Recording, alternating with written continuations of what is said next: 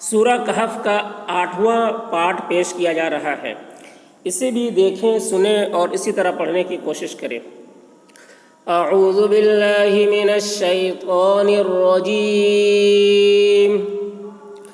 بسم اللہ الرحمن الرحیم. واصبر نفسك مع الذین يدعون ربهم بالغداة، یہاں پر واو نہیں پڑھا جائے گا، بالغداة، کیونکہ واو میں کوئی حرکت نہیں ہے، اس وجہ سے بالغداة والعشی یریدون وجہہ، جیم میں قلقلہ یعنی جیم کی آواز ڈبل نکلے گی، وجہہ ولا تعد عیناک عنہم واصبر نفسك مع الذين يدعون ربهم بالغداة والعشي يريدون وجهه ولا تعد عيناك عنهم تريد زینت الحیات. یا میں کھڑا زبر ہے، حیا واو نہیں پڑھیں گے کیونکہ یہاں پر بھی واو میں کوئی حرکت نہیں ہے. تو حیات الدنیا، ترید زینت الحیات الدنیا ولا تطع من اغفلنا قلبه عن ذکرنا واتبع هواه وكان أمره فرطا. ولا تطع من أغفلنا قلبه عن ذكرنا واتبع هواه وكان أمره فرطا. وقل الحق من ربكم فمن شاء فلیؤمن. یہ حمزہ میں جزم ہے، یہاں پر جھٹکا لگے گا، فلیؤمن. ومن شاء فلیکفر.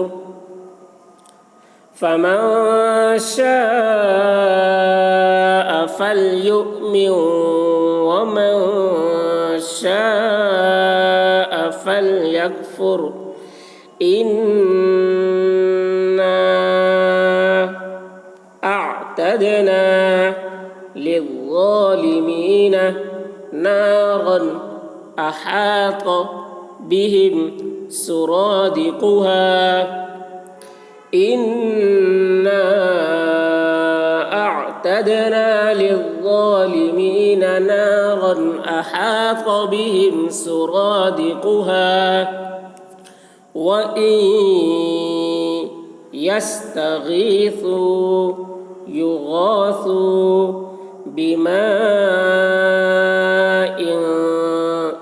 كَالْمُهْلِ يَشْوِي، یہاں پر یا نہیں پڑھیں گے، يَشْوِي الْوُجُوهِ. وَإِن يَسْتَغِيثُوا يُغَاثُوا بِمَاءٍ كالمهل يشوي الوجوه. بئسش، حمزہ میں جزم ہے تو حمزہ میں جھٹکا لگے گا. بئسس شراب، بئسش شراب.